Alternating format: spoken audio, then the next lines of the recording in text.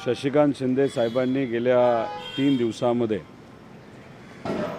प्रमुख जे frontal sale आहेत आणि इतरही विभाग आहेत त्यांच्या प्रमुखांची बैठक ही पुणे इथं घेतली। अख्ख्या महाराष्ट्रातले सर्व पदाधिकारी तिथं आले होते। 20 विभाग तिथं असणारे सर्व पदाधिकारी यांच्याशी चर्चा झाली। त्याच्याचबरोबर पिंपरी चिंचवड, पुणे शहर, पुणे ग्रामीण या सर्व पदाधिकाऱ्यांच्या चर्चा झाल्या। पदाधिकारी हे मनापासून लढायला तयार आहेत अशी भूमिका तिथे असणाऱ्या लोकांनी घेतली आणि याच्यापुढे आपल्याला कशा पद्धतीने जावं लागेल ही भूमिका जी लोकांनी मांडली ती शशिकांत शिंदे साहेब आज आणि मी सेलचा प्रमुख म्हणून आम्ही दोघं आदरणीय पवार साहेबांना भेटण्यासाठी आलो होतो आणि लोकांची आज मानसिकता लढायची आहे हे मात्र त्या ठिकाणी पवार साहेबांना सांगितलेलं आहे। मित्रपक्षांबरोबर जायचं का नाही जायचं, प्रमुख जे शहरं आहेत याचा निर्णय नेत्यांच्या लेवलला त्या ठिकाणी घेतला जाईल।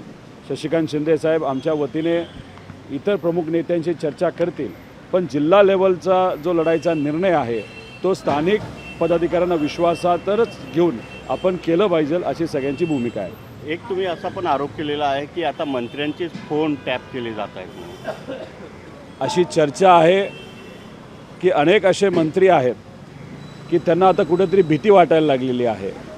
काही मोठी प्रकरणं ही नेत्यांची बाहेर निघाल्यानंतर त्याच्याचबरोबर हनी ट्रॅपचे पण विषय हे चर्चेत आल्यानंतर बऱ्याच मंत्र्यांचे फोन तिथं आता बंद लागत आहेत। आता त्यांचं कदाचित असं म्हणणं असावं तर अशा पद्धतीची चर्चा आहे की कुठंतरी फोन टॅप केले जात आहेत, फोनवर आपण काय बोलतो हे कुठंतरी कुणीतरी ऐकते म्हणून या भीतीपोटी त्यांनी फोन बंद ठेवलेत का अशी फक्त चर्चा आहे, ती मी सोशल मीडियाच्या माध्यमातून फक्त व्यक्त केली। आज मला अजितदादांना विनंती करायची की दादा, जो ॲम्ब्युलन्सचा 6,000 कोटीचा घोटाळा आम्ही म्हणत होतो त्याचा जो प्रमुख आरोपी आहे नाही तर जी कंपनी ज्याच्यामध्ये आज अडकलेली आहे त्याचा मालक साळुंके हा दुसऱ्या राज्यामध्ये दारूच्या कुठल्या तरी कॉन्ट्रॅक्टमध्ये गैरव्यवहार केला म्हणून त्याला पकडलं आहे। आता आम्ही त्याचे पुरावे तुम्हाला दिलेत, MSIDCचे पुरावे दिलेत, MSRDCचे पुरावे दिलेत, त्याच्याचबरोबर अनेक नेत्यांचे, मंत्र्यांचे, विभागाचे पुरावे आम्ही तिथं दिलेले आहेत। आता हे जे काही स्टेटमेंट तिथे दिलं त्याचा पुरावा मागण्यापेक्षा माझी एकच त्यांना विनंती करायची की जे पुरावे मी दिलेत त्याच्यावर जर तुम्ही कारवाई करत असताल आणि धडाडीचे नेते आणि एक मंत्री म्हणून तुमची जी ओळख होती, आम्ही दिलेल्या पुराव्या तुम्ही तिथं काम करावं आणि ते काम जर केलं आणि खऱ्या अर्थाने त्या मंत्र्यांना नाही तर त्या विभागातल्या लोकांना तुम्ही जर तिथं ज्या चुका झाल्यात त्याच्यासाठी तुम्ही त्यांना पकडलं तर आम्ही तुम्हाला नक्कीच मानू असं या ठिकाणी सांगतो।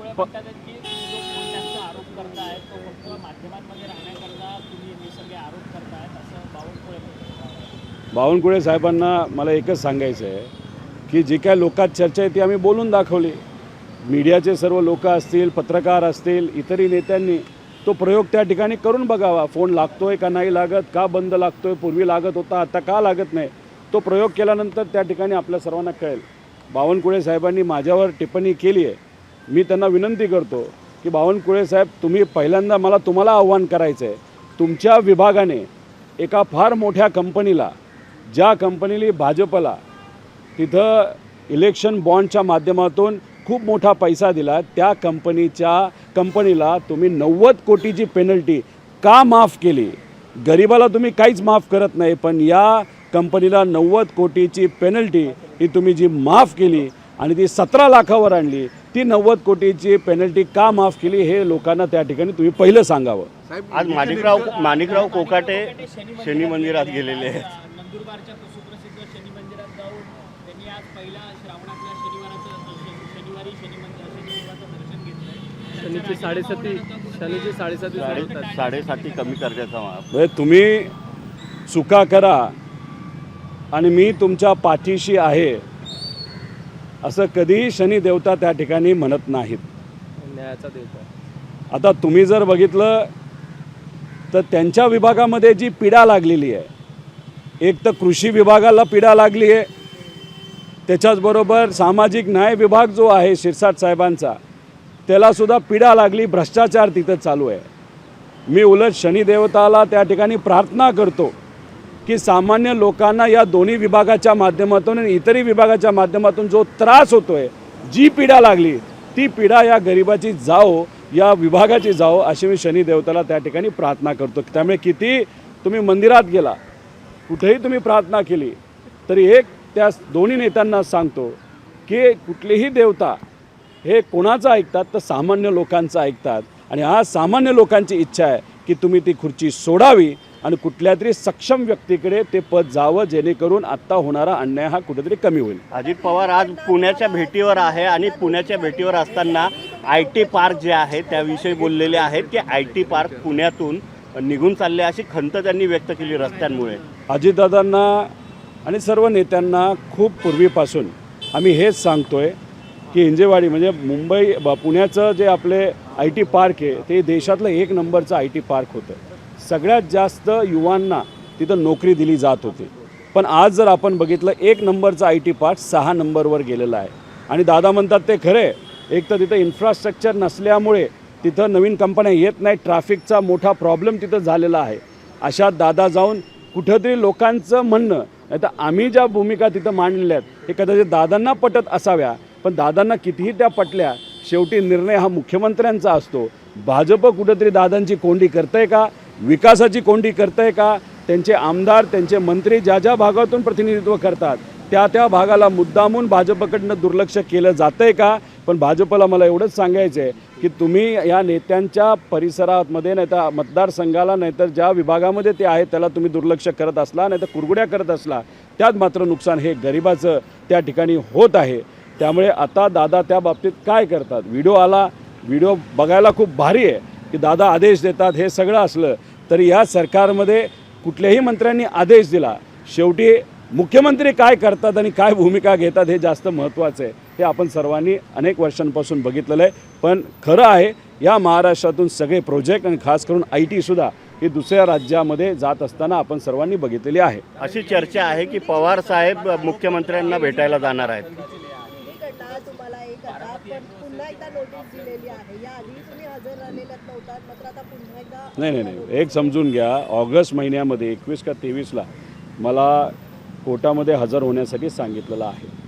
त्यामुळे ऑगस्ट आता सुरू व्हायचं आहे अजून. तो झाल्यानंतर जेव्हा 21, 22, 23 तारीख येईल तेव्हा मी तिथं कोर्टामध्ये जाणार आहे. EDच्या कार्यालयामध्ये मला जेव्हा बोलवलं होतं तेव्हा मी तिथं 2दा गेलो. मी त्यांना म्हणालो की तिसऱ्यांदा बोलवायचं असेल तरी तिसऱ्यांदा येतो, पण EDने मला नाही, माझ्या अधिकाऱ्यांना तिथं बोलवलं, कारण त्या केसमध्ये कुठंच काय नाही आहे. आता हा विषय आता कोर्टात चाललेला आहे. न्यायदेवतेवर आमचा सगळ्यांचा विश्वास आहे आणि न्यायदेवतेवर विश्वास असल्यामुळे कुठेतरी आता कोर्टाच्या माध्यमातून मला न्याय मिळेल असा विश्वास आणि आत्मविश्वास माझ्यासारख्यामध्ये आहे. पवार साहेब मुख्यमंत्र्यांची भेट घेणार अशी चर्चा आहे. या संदर्भात काय आपल्याला महाराष्ट्रामध्ये आज ज्या काही अडचणी आहेत, ज्याच्यामध्ये शेतकरी, कष्टकरी, महिला सुरक्षितता विषय, अनेक विषय आहेत. पवारसाहेबांची भूमिका तुम्ही जर बघितली तर विरोधाला विरोध ते कधी करत नसतात. जेव्हा एखादा विषय दादासाहेबांना महत्त्वाचा वाटला तो विषय घेऊन ते कोणालाही तिथं भेटत असतात. ते मुख्यमंत्री साहेबांना भेटणार आहेत का नाही हे मला सांगता येणार नाही, पण उद्या जाऊन तर पवारसाहेब तिथं मुख्यमंत्र्यांना भेटले तर या महाराष्ट्रातल्या सामान्य लोकांचाच कुठला तरी महत्त्वाचा विषय असेल, नाहीतर सरकार ज्या पद्धतीने आपल्या यंत्रणेचा वापर करून काही लोकांवर आणि खास करून विरोधी पक्षातल्या लोकांवर तिथं जी कारवाई करते तोही मुद्दा असू शकतो. त्यामुळे उद्या जाऊन साहेब जर भेटले तर भेटतील तर फक्त महाराष्ट्रासाठी भेटतील, बाकी दुसरा कुठला विषय त्याच्यामध्ये नसेल. माजी मंत्री तानाजी सावंत कुठे आहेत असा सगळ्यात मोठा प्रश्न निर्माण होतो. तुम्ही जो 108 नंबरच्या ॲम्ब्युलन्सचा आरोप लावताय, अमित साळुंखेला अटक झाली आहे झारखंड दारू घोटाळ्यामध्ये.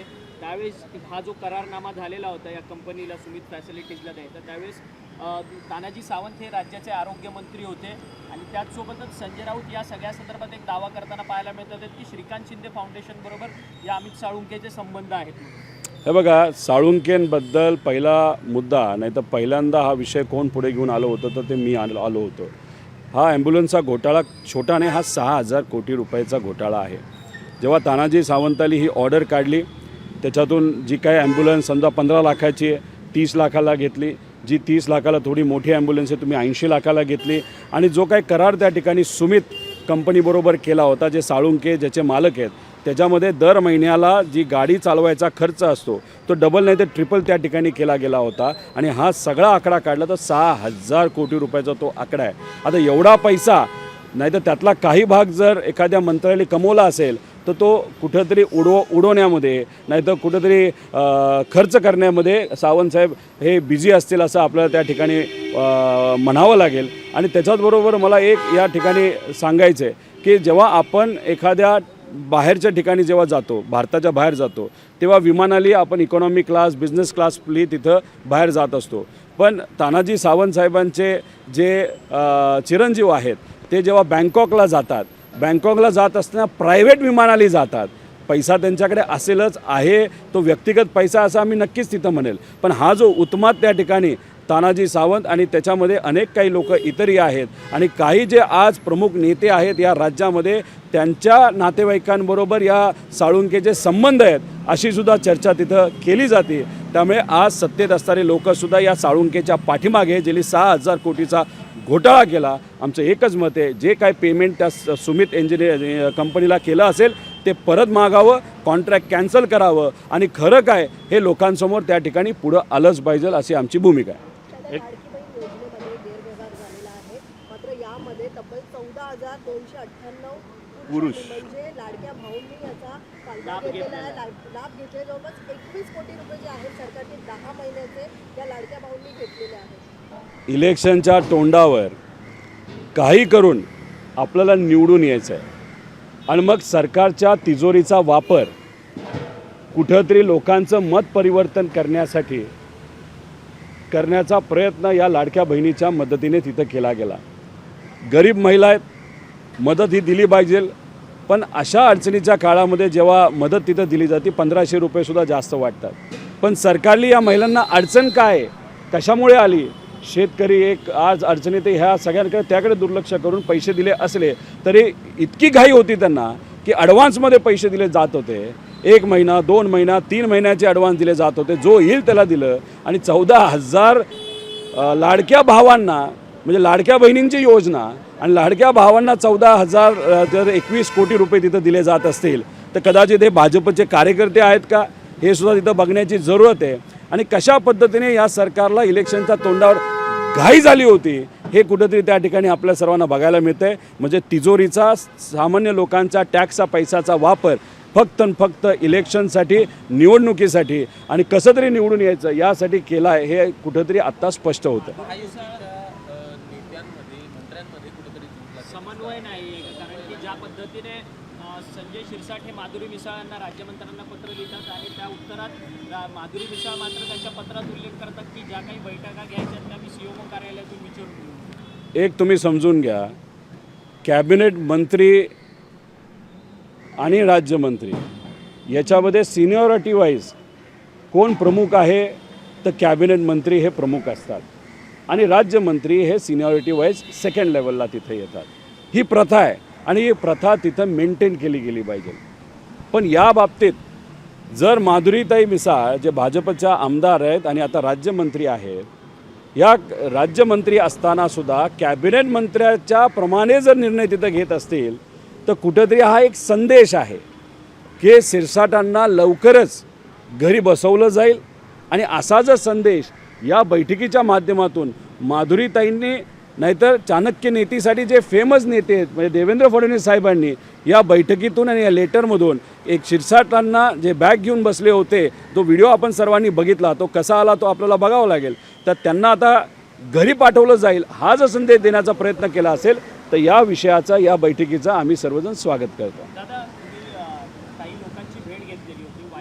साताऱ्यामधल्या वाई तालुक्यामध्ये एक खडी क्रशरचा प्लांट होता. तो प्लांट तिकडच्या सत्ताधारी आमदारांचा आहे असं देखील म्हटलं जातं.